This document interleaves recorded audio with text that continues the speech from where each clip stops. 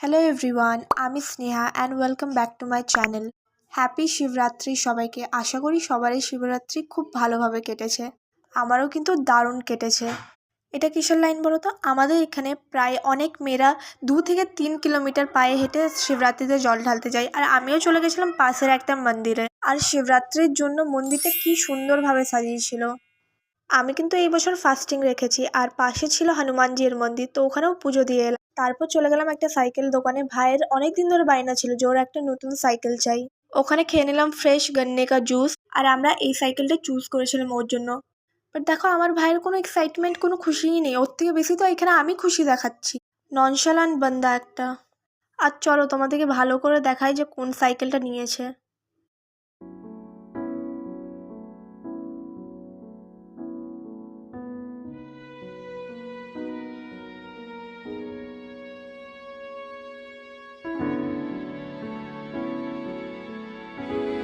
আজকের ভিডিওটা এই পর্যন্ত, দেখা হবে নেক্সট ভিডিওতে। বাই।